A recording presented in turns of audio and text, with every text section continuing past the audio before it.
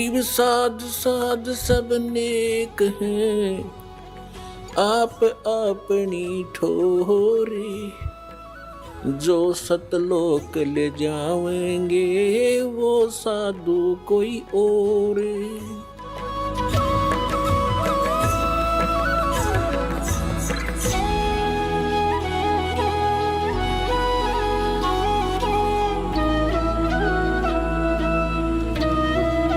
अब जो प्रसंग चल रहा है हम आते हैं उसी पर कि परमात्मा की परिभाषा क्या है और काल किसे कहते हैं। तो ये प्रसंग पूरा हुआ कि यथार्थ भक्ति कौन सी है, और वो स्थान एक ऐसा है जहाँ जरा मरण नहीं होता। वहाँ जाने के बाद प्राणी फिर लौटकर कभी संसार में नहीं आते, और वहाँ जरा और मरण नहीं है, वृद्ध अवस्था और मृत्यु नहीं है। और यहाँ दोनों डेफिनेट है। यदि मृत्यु भी है और वृद्ध अवस्था भी है, लंबी उम्र होगी तो वृद्ध अवस्था है, बीच में मर गया तो 100 पहाड़ टूट जाए, परिवार के ऊपर कमाने वाला एक था, बच्चों का क्या होगा, वह तो वृद्ध अवस्था तो बूढ़ी मौत होगी। कहने का भाव ये है, जब तक हम परमेश्वर की शरण में नहीं आते तब तक हम काल की रेंज में रहते हैं, और जब हम कबीर भगवान की शरण में आ जाते हैं हम काल की रीत से बाहर हो जाते हैं। फिर उसका विधान हम पर लागू नहीं रहता, हम परमेश्वर की शरण में आ जाते हैं। और समर्थ की शरण में जो आ जाता है उसको फिर बाहर का व्यक्ति दुखी नहीं कर सकता। उसको स्वयं पता होता है कि इस आदमी के इस शरणागत को छेड़ दिया तो ये तेरा बक्कल उतार देगा। तो इसी प्रकार हम समर्थ की शरण में आ गए हैं। आप कबीर भगवान वो समर्थ है, वो कादिर परमात्मा है, उसकी शरण में आ गए। उसकी शरण ना त्यागना, इतना ध्यान अवश्य रखना।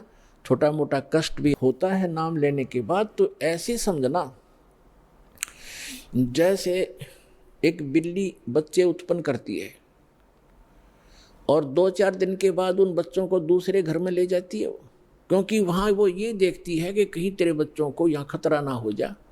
और इस बात से उसके बच्चे भी परिचित होते हैं कि हम अपनी माँ के संरक्षण में हैं, और वो उनको अपने मुख से पकड़ती है। उसके तीखे दांत होते हैं बिल्ली के, तीखे, और उनको पकड़ती है। और बच्चों को पीड़ा भी होती है, वो ऐसे सुकड़ जाते हैं, ऐसे लटक जाते हैं, और महसूस होता है कि इनको दांतों का दर्द भी है, लेकिन बोलते कतई नहीं, चुपचाप रहते हैं, उस पीड़ा को सहन करते रहते हैं, क्योंकि उनको पता है कि हम अपनी माँ के साथ हैं। ये थोड़ा बहुत कष्ट भी है तो हमारा जीवन रक्षा हो रही है। तो उसको उठाकर वो दूसरे सुरक्षित स्थान पर अन्य मकान में ले जाती है, सबको बारी बारी वहाँ पहुँचा देती है। कुछ दिनों के बाद वहाँ देखती है कि यहाँ भी समस्या है, तो तीसरे मकान में कहीं और ले जाएगी। और वो बिल्कुल नहीं बोलते, क्योंकि उनको पीड़ा भी हो रही है, लेकिन उनको विश्वास है कि माँ की मुख में हम भले ही पीड़ा हो रही है लेकिन हमारी जीवन रक्षा हो रही है। इसी प्रकार कबीर भगवान की शरण में आने के उपरांत आपको छोटा मोटा कष्ट भी है तो ना जाने आपका कौन सा पहाड़ जैसा दुख टल रहा है, ये विश्वास रखना, विचलित ना होना। यह प्रसंग चल रहा है कि धर्मदास जी ने कहा था कि भगवान यहाँ कितनी सुविधा दे रखी है भगवान ने, और इसको आप काल कह रहे हो। परमात्मा ने कहा, धर्मदास जैसे कसाई बकरे पालता है, उन बकरे और बकरियों के लिए वो कितनी सुविधा करता है, जिसकी अच्छी सेल होती है।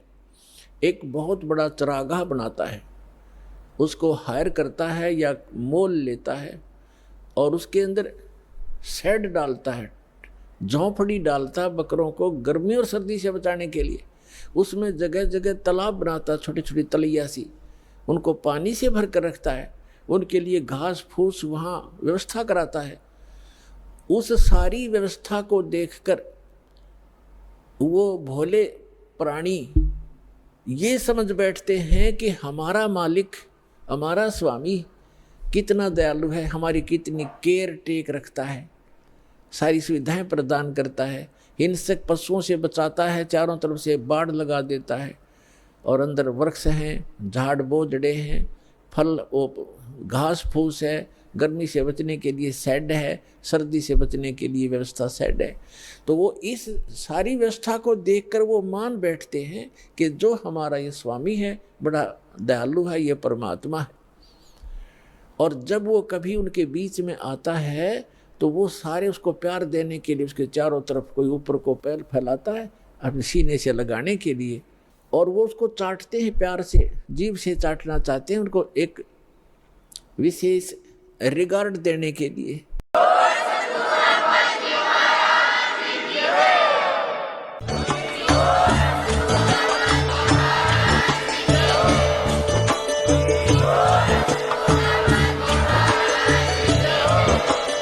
आप सुन रहे थे जगत गुरु तत्वदर्शी संत रामपाल जी महाराज जी के मंगल प्रवचन। अधिक जानकारी के लिए विजिट कीजिए हमारी वेबसाइट www.jagatgururampalji.org। संत रामपाल जी महाराज जी के शुभ आशीर्वाद से पूरे विश्व भर में 500 से भी ज्यादा नाम दीक्षा केंद्र हैं, जिन पर संत रामपाल जी महाराज जी द्वारा ऑनलाइन निशुल्क नाम दीक्षा दी जा रही है। अपने नजदीकी नाम दीक्षा केंद्र का पता करने के लिए संपर्क करें 8222880541।